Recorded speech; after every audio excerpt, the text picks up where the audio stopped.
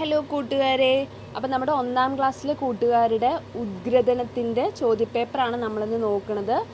നമ്മളിപ്പോൾ ഈ കഴിഞ്ഞ ഓൺ എക്സാമിൻ്റെ ചോദ്യപേപ്പർ ആൻസറാണ് നമ്മളിപ്പോൾ ചെയ്യാൻ പോകുന്നത്. അപ്പോൾ നമ്മുടെ ഒന്നാമത്തെ പ്രവർത്തനം എന്താ? പട പട പറവ. എന്താ ചെയ്യേണ്ടത്? ഈ കാണുന്ന ചിത്രത്തിൻ്റെ കുത്തുകൾ യോജിപ്പിച്ച് വരച്ച ശേഷം നിറം നൽകണം. മനസ്സിലായോ? അപ്പോൾ വരയ്ക്കാം, നിറം നൽകാം. അതിനുശേഷം താഴെ കാണുന്ന ഒരു കോളം കണ്ടോ? അവിടെ എന്താ ചോദിച്ചിരിക്കുന്നത്? ഞാൻ ആരാണ് ചിത്രത്തിൽ നിങ്ങൾ കാണുന്നത്? ആരെയാ കാണുന്നത്? ആരെയാ? പറവയെയാണ് കാണുന്നത് അല്ലേ? അപ്പോൾ അവിടെ എന്താ എഴുതേണ്ടത്? അപ്പോൾ അവിടെ പറവ എന്ന് എഴുതണം. അപ്പോൾ അത്രയും ചെയ്ത് കഴിഞ്ഞാൽ നമ്മുടെ ഒന്നാമത്തെ പ്രവർത്തനം കഴിയും. മനസ്സിലായല്ലോ? അപ്പോൾ നിങ്ങൾ ഇത്രയും ചെയ്തിട്ടുണ്ടാവും അല്ലേ? അപ്പോൾ നമുക്കിനി അടുത്ത പ്രവർത്തനം നോക്കാം.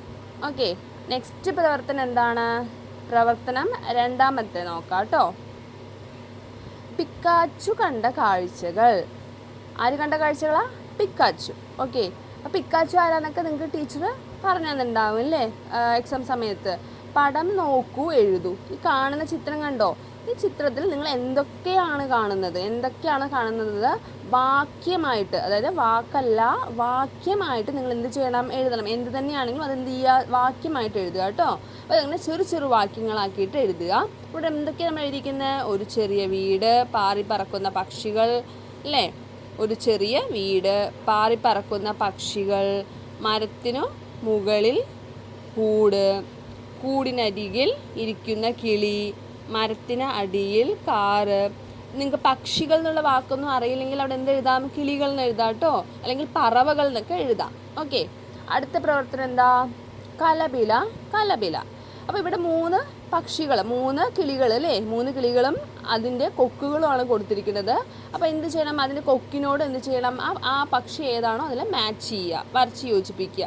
ഇതുപോലെ തന്നെയല്ലേ നിങ്ങൾ ചെയ്തിരിക്കുന്നത്? അങ്ങനെയാണെങ്കിൽ നിങ്ങളുടെ ഉത്തരം ശരിയാണ്. അത് താഴെ എന്തുണ്ട്? കണ്ടെത്തു, എഴുതൂ. ഒരു പക്ഷിയുടെ പേരാണ് കേട്ടോ. കറുത്ത കുപ്പായക്കാരൻ, കാക്ക പാടും ഞാനാര്. ആരാണ് കറുത്ത കുപ്പായക്കാരൻ? അറിയില്ലേ നിങ്ങൾക്ക്? കണ്ടിട്ടില്ലേ നിങ്ങൾ? കാക്ക അല്ലേ? കാക്കയാണ് ഉത്തരം. ഓക്കെ, നെക്സ്റ്റ് പ്രവർത്തനം 4. പട്ടം അല്ലേ?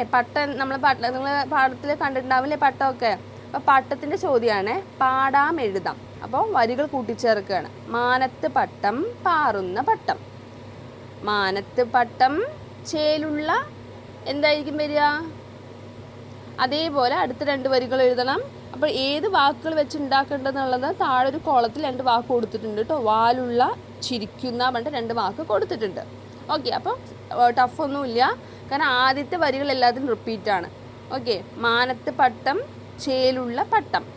മാനത്ത് പട്ടം, വാലുള്ള പട്ടം അല്ലേ? വാലുണ്ട് അല്ലേ ഇതിന്? അടുത്തത് മാനത്ത് പട്ടം. എങ്ങനത്തെ പട്ടോ? ചിരിക്കുന്ന പട്ടം. അപ്പോൾ ഒന്ന് നമുക്ക് വായിച്ച് നോക്കാം. മാനത്ത് പട്ടം എന്നുള്ളത് ഓൾറെഡി ക്വസ്റ്റ്യൻ പേപ്പറിലുണ്ട്, എടുത്ത് എഴുതിയാൽ മതി. പാറുന്ന പട്ടം, മാനത്ത് പട്ടം, ചേലുള്ള പട്ടം, മാനത്ത് പട്ടം, വാലുള്ള പട്ടം, മാനത്ത് പട്ടം. എങ്ങനത്തെ പട്ടമാ? അതെ, ചിരിക്കുന്ന പട്ടം അല്ലേ? അപ്പോൾ ഇവിടെ വാക്കുകളൊന്നും തെറ്റിക്കില്ല, കാരണം എല്ലാം തന്നെ ചോദ്യപേപ്പറിലുള്ള വാക്കുകളാണ്. നമുക്ക് കറക്റ്റായിട്ട് എഴുതിയാൽ മതി. അങ്ങനെ എഴുതിയിട്ടുണ്ടെങ്കിൽ നിങ്ങൾക്ക് ഫുൾ മാർക്കും കിട്ടിയിട്ടുണ്ടാവും. അടുത്തത് 5ാമത്തെ പ്രവർത്തനമാണ് പട്ടം കണ്ടത്. അപ്പോൾ ആകാശത്തിൽ ഇങ്ങനെ പാറി നടക്കുന്ന പട്ടം. താഴെ നോക്കിയപ്പോൾ എന്തൊക്കെ കണ്ടു?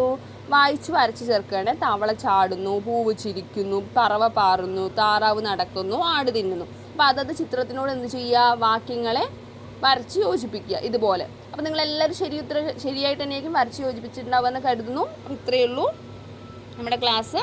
അപ്പോൾ എല്ലാ കുട്ടികൾക്ക് ഇഷ്ടമായി കാണുന്നു കരുതുന്നു. ഇഷ്ടമായി ഒന്ന് ലൈക്ക് ചെയ്യുക, സബ്സ്ക്രൈബ് ചെയ്യുക. Thank you.